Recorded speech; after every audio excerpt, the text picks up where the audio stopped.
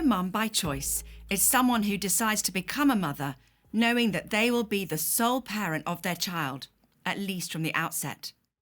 Being a solo mum for many women isn't a last resort or a backup plan because we've left it too late or can't find Mr. or Mrs. Right. It's a conscious and conscientious decision to take control of our fertility, to not be hindered by our biological clock or settle for Mr. or Mrs. Wrong because we've run out of time. Now, as life-changing decisions go, choosing to be a solo mum must be one of the most monumental and, I would imagine, daunting decisions a parent can ever make. I'm Sophie Neary. This is part of our Courage is Contagious series, where we shine a light on women's sexual and fertility health, much of which hampers opportunities for women in the workplace. I'm child-free. It's not an experience I would know anything about. So welcome to my courageous colleague Julie from Meta, who is a solo mum by choice and currently trying for baby number 2. Julie is also a dog mother of 2 very lively dogs who will probably hear. And on top of navigating all that, Julie lives with a chronic illness, Lyme disease, which means that sometimes her legs don't work and she needs to use a wheelchair. And she's joining us from home. Welcome, Julie. Oh, thanks, Sophie. Nice of you to ask me to chat. Oh, you know, you are one of my most inspiring role models. I don't have enough time to tell you how inspiring I find you, but can you explain what took you to make this decision to become a solo parent by choice, and what help and support did you need? Oh, yeah, thanks. Well, honestly, likewise in the role model bit, you're too kind. So basically, it all kind of started when I turned 30, because immediately overnight, I just desperately wanted to become a mum, which was pretty weird. I hadn't particularly previously. But then my boyfriend at the time had other ideas and ran off with somebody from work. He was my longtime boyfriend. So I kind of was a bit high and dry at that point. And then I met a sort of long-term boyfriend, so to speak, number 2, married that person. That meant actually we tried for a baby for a little while after we got married. We got pregnant and had a kind of midterm miscarriage, which is a bit of a shame, and then didn't successfully get pregnant again. Quite luckily, to be honest, we got divorced because it wasn't the best relationship, so I feel glad about that. But then pretty much straight after divorcing, I was struck down by Lyme disease, which was from a tick bite. Not that many people know about it, but it can cause all sorts of damage to your tissues and nerves and body and brain. And it gave me encephalitis and paralysis for a while, and I was really ill. And that really kind of put all of my baby making plans on hold, which was obviously a bit of a shame, because I was in that point after divorce, I was very much like, the clock is ticking, I'm getting closer to 40 and I really want a baby as soon as I can. And I'd heard of this notion of being able to do it on your own, and I just thought, well, I'm an independent woman, why not? So pretty much as soon as the doctors, my American doctors, told me that I was in remission from Lyme, I ran to the fertility. Well, actually, I think I was still using a wheelchair, so I wheeled to the fertility clinic pretty straight away, or I might have been using my walking sticks and hobbling. But anyway, I ran to the fertility clinic straight away, and basically just investigated how it all works, and what sperm banks exist, and how the donation side of it might work, how the legal side of it might work, and obviously the physical side of IVF and how that all works. I didn't really have anyone kind of follow that journey with me particularly, although I do document everything on Instagram, as you might know, because I'm a massive oversharer. So I did kind of, take a lot of people on the journey with me via Instagram. But then actually, I think the real impact of needing help came when it was time for labour, because I was pregnant during COVID and the lockdowns. So I was kind of living alone. It was all pretty fine, but of course I didn't have anyone to go with scans and things with me. But that was kind of fine, to be honest. I didn't feel like I needed it, but definitely in labour is where I needed support. And I'm really glad that I had my mum come with me to go through that 4-day experience of hell. It was pretty awful. And then I guess the other side of kind of support and help has very much been since having Betsy, who's nearly 2, well, she's kind of 20 months at the moment. I've actually left London and I've become a full-time remote worker, and I now live in the Worcestershire countryside.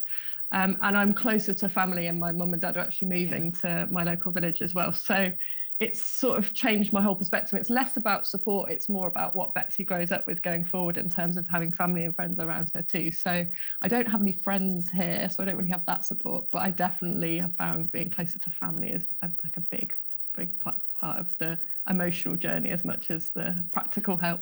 Yeah. You don't have any friends there yet, but knowing you as I do, I know you'll make loads of friends, and they'll be very lucky to have you as their friend.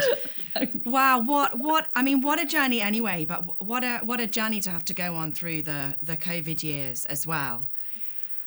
So I know this was with a question on everyone's lips. You know, what are the hard bits and what are the best bits about being a solo parent? So many blooming good bits. The hard bits actually is quite minimal. I would say when I run out of milk, it's a bit of a pain that I can't leave the house and pop to the shop to get some milk. There's nobody to take the bins out at night. And I live in the countryside, so it's quite a long walk to take the bins out. It's pretty much it. There's not a lot, actually. I mean, obviously I can't, without childcare, I can't go and do things in the evening, but I'm not massively an evening social person anyway these days. So it's kind of fun. I've reached a stage in my life where I can forego all that stuff or do it, you know, differently. But the positives, honestly, are huge. And I am just trying to, at the moment, get an agent for a book that I've sort of mostly written, which is how to be a solo mum and why it's sometimes better, or solo parent and why it's sometimes better. Anyway, if there are any agents out there. But really, honestly, it is sometimes better. So things like, for example, just growing up in an environment, Betsy just grows up in an environment, hopefully, of joy, and you know, there aren't tensions and arguments. And I mean, I might occasionally get stressed at my dogs when they're, you know, barking at squirrels in the middle of an important meeting, or whatever it might be. But quite honestly, it's just a really kind of calm, joyful environment with no relationship struggles and tensions and stresses. So I think that environment makes it quite freeing and quite easy. I think also because I get to decide on everything. Everything is my choice, which is quite a joy. I wouldn't say I'm a control freak, but I like the liberation of not having to compromise on lots of parenting things. Obviously, we've not got to the stage yet where there's kind of crucial decisions about schooling and hobbies and all that sort of stuff, perhaps. But what about tiredness? What about sleep? There's no one to share the sleep load. Yeah, that's true. But with Lyme disease, I always had insomnia anyway. Okay. So I'm quite good at managing with very little sleep. I do laugh at sort of, you know, people that I might follow on the socials who kind of moan about when their partner goes away for a weekend, and I'm a bit like, but as a solo parent, you don't ever have like a plan B and a fallback option, which is a different to being a single parent too, which I know is also tough. But again, I don't have that tension with relationships with an ex-partner, so it's an absolute joy. I got to, for example, choose all of Betsy's 6 names, ridiculous, but they're all grandmas and great grandmas that I could pay tribute to in my family. So she has 6 names, and then she's got my surname, which I also quite love, the fact that she's going to be carrying on that as a mantle. So so many positives, I can barely fit them all in. Yeah, I love that, especially the names. I think that's just great. And I would also recommend to everyone who's watching to definitely follow Julie on Instagram. It's inspirational and inspiring, and really, really informative, very practical and helpful as well. So let's switch to the workplace, because obviously financial independence is very important for all women, but let alone a solo parent, along with obviously the whole diversity, inclusion and representation point. What do colleagues and managers need to know and do so that solo parents, and particularly solo mums, feel included? Yeah, it's a huge one, actually. I think I used to do a lot of international travel, used to do a lot of in-person meetings, used to whiz about London. And then when my leg stopped working, I could still do that, but I would do it usually by driving, because then I could get my wheelchair out the back of the car, because public transport is not that accessible. Yeah. But then when it came to international travel through Lyme as well, that was trickier, because it is, I mean, I flew on work trips quite easily, and then either hired a wheelchair there or kind of took one with me. But it still was not the easiest. However, now it's going to be much, much tougher. And obviously COVID's kind of changed that anyway at the moment. But when we get back to doing more international travel, I don't really know how that might look, to be quite honest, as a solo mum, because the childcare thing is really expensive, and the cost of living at the moment is kind of crazy. So yeah, that's something that I've not investigated fully yet. But with regards managers, I think a really huge thing is to just make sure meetings are scheduled around childcare times. So, I can't do any kind of meetings between certain block times because there's no backup childcare then. And being flexible in terms of when obviously the baby's sick, because when they start nursery, they just get ill and ill and ill, and then you get ill and all of that stuff. So that can be really tricky. But I think generally it's just an understanding that sort of when you come back from mat leave, just like anybody else, really, it will take a while to ramp up again, and that you've got a lot more juggling in your head in terms of headspace. Yeah. So it's a real understanding that I've just got a lot of room. Yeah, very much so. Yeah. So yes, things jostling for importance. And what's great is it also puts a lot of work pressures and stresses into perspective, because they're not really that important in the grand scheme of things. So it kind of, I guess, grounds you and stops you being perhaps a bit over dramatic about things you might have previously cared a bit too much about. Yeah. No, that makes complete sense. So you're now 2 years into this epic life-changing journey of yours, and hopefully going to have baby number 2 as well. What do you wish that you had known back when you started out this journey? Because I would imagine the journey doesn't start, does it, when you get pregnant? It starts when you thinking about having a baby on your own. So anyone who's watching this who is also thinking, what would you go back and tell yourself from that time? I would encourage everybody to do it, because I genuinely think it was easier than I thought it was going to be. I think there's sometimes a bit of doom and gloom, and a bit of, you just wait type attitude. Yeah. And honestly, parenthood has been unmitigated joy, with a few pockets of frustration and exhaustion, and worry. But mostly it's just been absolute dream world, amazing.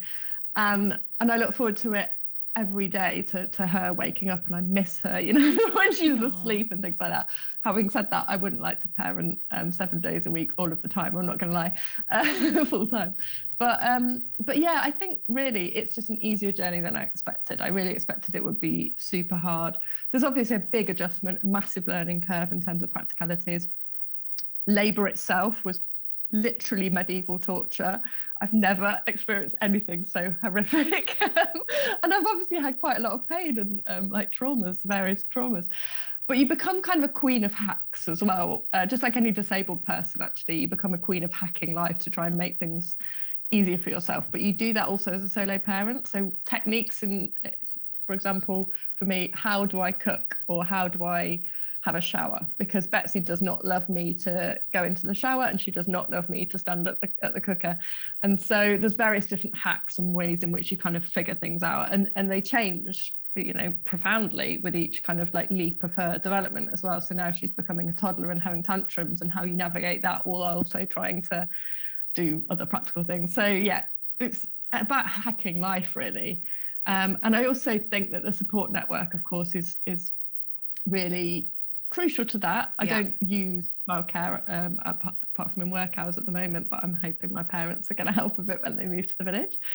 But yeah, overall, actually, I guess it's been a joy, and I would encourage everybody to become a solo parent, and men too. Any men who are interested in becoming a solo parent by choice too. There's some great Instagrammers that you can follow to get inspired there.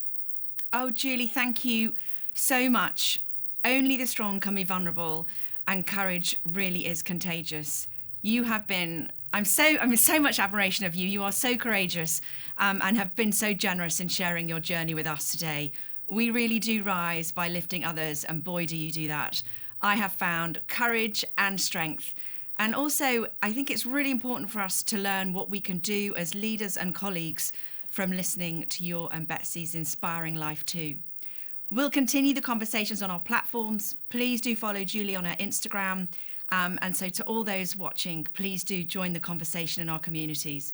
Julie, all of my gratitude and deepest thanks to you. Oh, thanks, Sophie. It's been a joy. You're wonderful. Thanks for doing this.